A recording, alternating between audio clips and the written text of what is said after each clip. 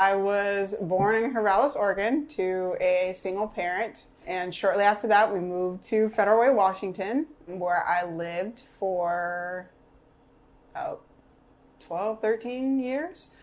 I went to Federal Way High School, which is located within the most diverse public school system, one of the most diverse public school systems in the nation. So I was always a part of this melting pot culture. And then I went on to college at the University of Washington and went for a business degree with the Foster School of Business. I grew up with actually a lot of my cousins, very close cousins that were more like, I think, my brothers growing up. And I always had a very rich childhood, got to play a lot of the times outside. I lived in an apartment complex where actually my cousins also lived. So I had a couple of different cousins who lived in the same apartment complex. And then childhood friends that I grew up with, and that became close to me, close enough for me to call them my cousins.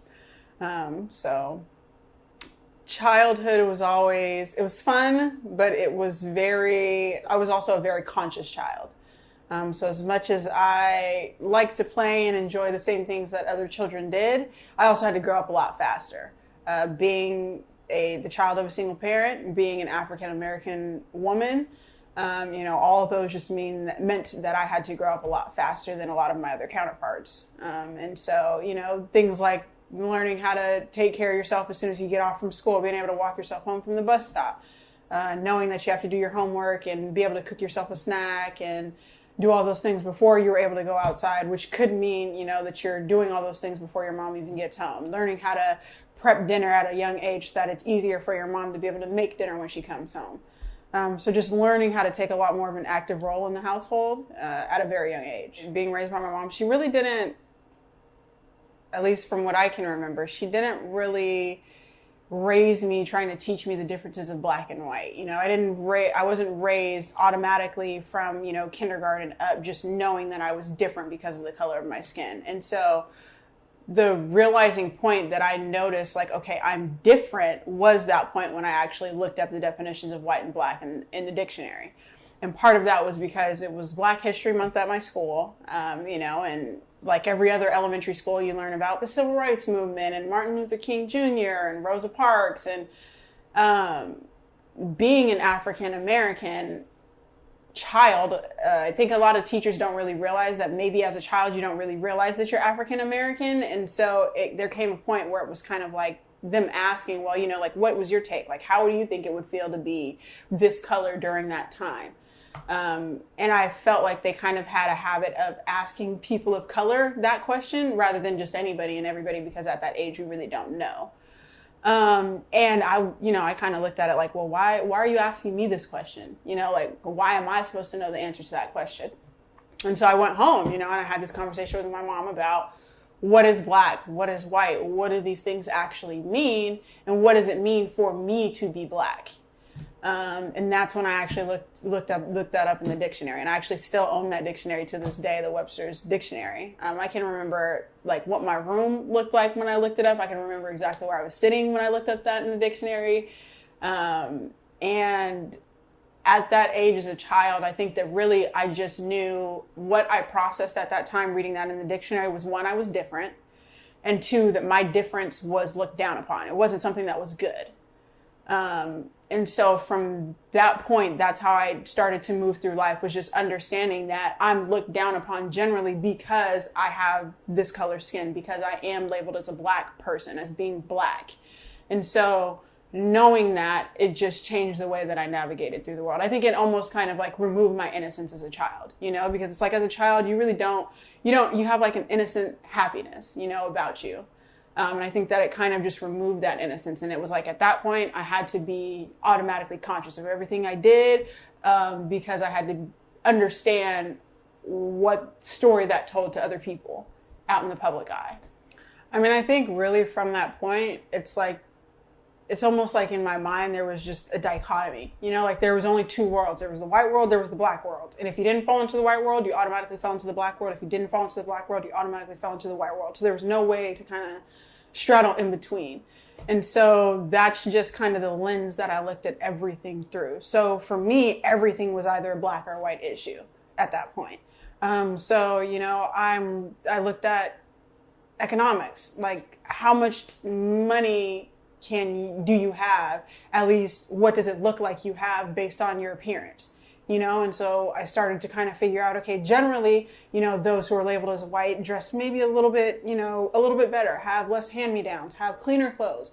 But then those who are black, maybe not so much, and so I think I just started to move through life really labeling things as, if it was white, it meant this, and if it was black, it meant this. And then as I got older, you start to see those things in education. You see white school districts versus African American or colored or people of color or minority school districts. And you see how things are treated differently. You see the differences in the amount of money that's granted to each of those schools. You see differences in the conditions of their gyms, in the conditions of their schools, in the people that actually go to those schools. So I think from that point, it automatically changed the way that I was even able to view the world. So I automatically started looking at everything through the lens of what is black and what is white. And I think for me, really, it was my mom. I saw the way that my mom struggled being a single parent, getting no help from, what should have been my father. That caused her to have to drop out of college, because she got pregnant with me while being in college. And I saw just the way that all of that really just affected her going forward, affected her ability to raise me, affected her ability to be as present as she would have liked to be in my life. Because, you have to sacrifice making money or being a whole part of your child's life when you're a single parent, putting food on the table or being president at a basketball game. And so you've got those two weights. And so I think that really what it came down to was, it's like, I'm not doing this really for myself. I'm doing it for my mom. I'm doing it so that when she hits 60 years old, she's not worried about, well, how do I pay for all these other things that are regular life expenses when, I was told growing up that I should be retired by 65 years old. And realistically, that's not a retiring age now. And so really my drive came from feeling like I needed to be that counterpart for my mom because she didn't have that. And it just, that's really where it came from. And then, so I think for other people who are looking for, I guess, a drive, it's really, I think it's just finding your why. Like, why is it that you get up and do what you do every morning? Because I think if it's just to make money, that's not going to be a big enough reason why, and you're never going to really have the drive to really do what you do. Your reason has to go a lot beyond that. For my reason, it's to make sure that my mom's taken care of and she doesn't have to want. It's to make sure that my grandma is able to go comfortably, because at the age that she's at, it's only a matter of time before she reaches that point. And there's so many things that she still hasn't seen as an 80-year-old African-American woman, who went through the civil rights movement, who actually fought in a court of law for her equal right to be able to live in an apartment complex when a white man refused to rent to her and my grandfather, who was white. So I think my drive comes from, it's just, I have a purpose that's a lot bigger than me. I feel like I'm striving also not just to put myself into a position of success, but also to help bring other people who are African American, who are people of color, who are LGBTQ, who are from marginalized minority communities, and help bring them over the fence so that they can do the same thing. Because if we don't have enough of us who are willing to help each other get a leg up, then, we're going to continue to just struggle as whole groups throughout the rest of our life. I think it's really just about finding a why and finding a reason or a purpose that's bigger than yourself. When I think about just the things that those people of color, African Americans, Indians, or Native Americans, Mexicans, LGBTQ, like all the things that they've had to go through and struggle just to have basic human rights that are aligned with those who wrote the Constitution that's really why I do it, and I see the ways that those affect families that are similar to mine, from the prison complex to lack of education to just really feeling like there's no way for you to win and trying to find a way to make it. I see all those trends on a daily basis. I see the way that those affect people in my family. I see the ways those affect people in my community. And I feel like if there's not people like me who are willing to kind of be the staple of the community or lead the charge, then we're going to continue to remain in that position. That's why I do it, because I feel like there's other people who need to be able to look and see somebody that looks like them doing what they've always wished to do, you know? And until they see that, they're not really going to feel like that's something that's achievable. When I was in middle school, I had the nickname Dyesha, because it's dyke, you know, as meaning that you're gay. And at that age, I don't know that I'm gay. You know, and so if I would have allowed all of those things to shape me, or to grasp a hold of my mental, then I think that I would be a completely different person. I would probably be very shelled off. I would not be very comfortable in my own skin, because society doesn't allow you to be comfortable. Society tells you that something's wrong with you. Society tells you that you should be this way and not that way. And so I think primarily for me, one of the things that really helped was just support of the people that were around me. You know, the people that I considered to be my family, that I really considered to be my close friends. Having those people support me made it so I didn't really care what the stranger walking down the street said as they walked past me, or what the other person on the other team said as they were playing a basketball game against me. You know, as long as I was accepted and welcomed by those that were closest to me, it made me a lot more comfortable, you know. And I think that also I took that in strides. You know, it wasn't me having to be comfortable with being a Black gay woman all at once. It was first I had to be comfortable with being Black. Then I had to be comfortable with being a woman. And then I had to be comfortable with being gay. And so, you know, you go through these different stages of comfortability. And I think it's hard to be able, like, if you're somebody who's just grappling with all three, it's hard. You know, there's so many intersectionalities that really, and there's no book of how to deal with that. You know, and so I think it just comes down to really segmenting it into pieces that you're able to deal with at one time. You know, for me, it was first dealing with my racial identity, because I felt like that was really most pertinent to who I am. Then it was dealing with my identity as a woman, because that's what I first understood. And then it was dealing with my identity as being gay as I became older and fully understood that that's what I was. But until I came to the realization that that's who I am, I wasn't able to start being comfortable. And I think that until you really know who you are, you're not really able to be 100% comfortable in your own skin. I think find that community, or figure out why it is that they don't accept you. Because I can tell you, I wasn't right away accepted when I was gay. My mother and I, we had a falling out where it almost rocked our relationship because of the fact that I was gay. The problem was, you know, it was coming off as she was mad at the fact that I was gay and she didn't want to have a gay daughter. But really what it was at the root was she just didn't understand what it was to be gay. She doesn't understand, you know, that being gay doesn't necessarily mean that you want to be a boy or that you need to change your sexuality, which there are some people who do feel like that, which you know, is a whole nother group. But, you know, it just means that I like women. You know, I see myself with a woman. And that is what I am attracted to. And it really just took me and her having to have conversations, her having to have conversations with people who are her friends, who are on, you know, her same age group, having to tell her their understandings and how they grappled with it and what they learned. And so it really just comes to an educational process. I think it's very easy for people to get frustrated and shut down, especially when it comes to things that they don't know. Or things that they're unfamiliar with. And I think that at that point, it's just about how do I create a conversation? Because if it's somebody who, like, if it's a family member, for instance, that I feel like that's somebody who you would probably care for and who's somebody who cares for you just as much. And I think that at that point, it's not allowing the frustration of, you know, you're not understanding who I am or you won't accept me for who I am. I think it's more so understanding, well, why are they having troubles accepting? And start from there and kind of build your way up because you want to be accepted. And I think it's just figuring out how do we go about doing that to where I'm not putting myself at odds, but at the same time, I'm helping to educate you and help you understand so that we can be on this level of acceptance. I think really my entire life, my main inspiration has always been my mom. I think like that's that's why I do everything. You know, I could have cared less to go to college. I could have cared less to get an education. I could have cared less to get a degree. I could care less to work in the finance world, you know, but I do it for her. You know, I do it because I feel like I've been given a chance or an opportunity that she never had. And so being able to capitalize on that opportunity for the both of us is, I feel like, something that we need. And also my grandfather, he passed away when I was in high school.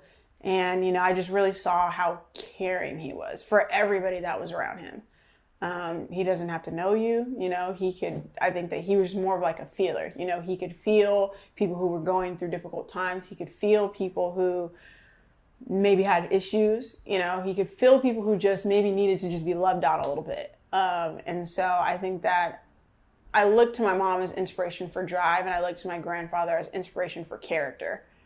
And those two together kind of make me who I am, I feel like. So the unity fist was first seen as like a primary symbol for Black power.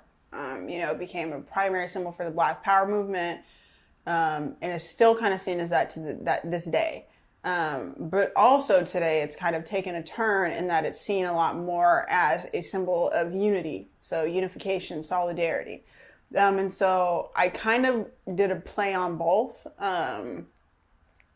in that, and using the fist. And that's kind of, it goes a little bit with the fist. And so the idea behind it is kind of like through the solidarity of marginalized groups, marginalized people of color, that's really the only way that we're going to break the shackles, that we're going to be able to dismantle structures and systematic,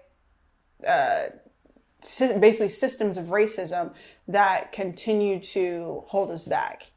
We're not going to be able to do it one-off. We're not really going to be able to do it, I don't see, as individual groups. It's going to take the solidarity of every marginalized groups, of Mexicans coming together, of African Americans and Africans coming together, of Native Americans coming together, Filipinos, Puerto Ricans, Dominicans. I mean, literally every minority group that you can think of, LGBTQ, trans, like every group that you can think of. It's going to take the solidarity and the unification of all of those marginalized groups speaking up and demanding for equal rights, for equal treatment, and for humane treatment. I mean, I think that we've reached a point where a lot of ill treatment of people of these groups has been normalized. I mean, how many times do you scroll up and down social media and you see transgender or gay men or women who have been attacked solely because of their sexuality? Or how many times do you see African Americans or Africans who have been killed by police officers in the line of duty, and these are things that we've seen so often now that they're just normalized. We can see it on the TV and we can flip the channel. We can see it on social media and we can scroll right past it because it's something that we're so used to seeing now.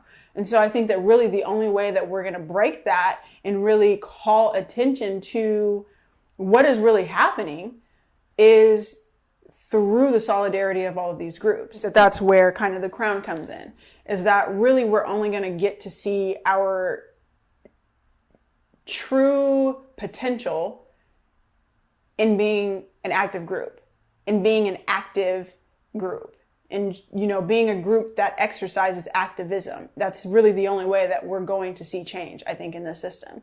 And until we start to do that, we're going to continue to see, Black bodies on the 5 o'clock news. And, until we decide to take a stand, that's just, I feel like it's going to continue to be normal. And so really the reason behind, or the motivation and the meaning behind that logo is, I feel like through solidarity and unification of marginalized groups, that's the only way that we're going to see our true potential in this country. African Americans and Africans, we're said to come from a land of kings and queens. And I think that was also a play that was added on. These are very bold pieces. I think you have to be a bold person to walk around with a power fist or something that's traditionally and generally understood as a Black power fist on your chest. It's a very strong symbol, and it commands attention. And you not only have to be a strong individual, but you have also got to be very thick-skinned. I can't tell you how many crazy looks I've gotten when I've worn, my KXP bomber. Or when I've worn my shirt that says legalized blackness, and I've had people like, what do you mean legalized blackness? Like, what does that even mean? So yeah, I think you really have to be cut out, I think, for this clothing. And I think that that's exactly what it's saying. I think it is a reminder of your strength and of your power. And I think it's a reminder of, you choose what you were defined by. You don't have to be defined by stereotypes. You don't have to be defined by what society says is Black, or what society says is white, or what society says is gay. You get to define that. And that's really what Undefined is about. is really turning stereotypes on their heels and allowing the individual to define what they feel is the most important or pertinent aspects of their identity and of their culture and what makes them them. You know, it's like, wake up. You know, right now I feel like a lot of us are asleep. You know, it's we're by walking through and just enduring the system, we're perpetrating it. You know, we're allowing it to continue. And until we wake up and we're like, okay, this is done. You know, I'm going to do something about it today. Whether it's, I'm going to make clothes that call to these types of people and that now make it a blanket statement that is very visible on a t-shirt, on a jacket, on a pair of pants. You know, I think that's where we're at now. And that's kind of the step that has to be taken.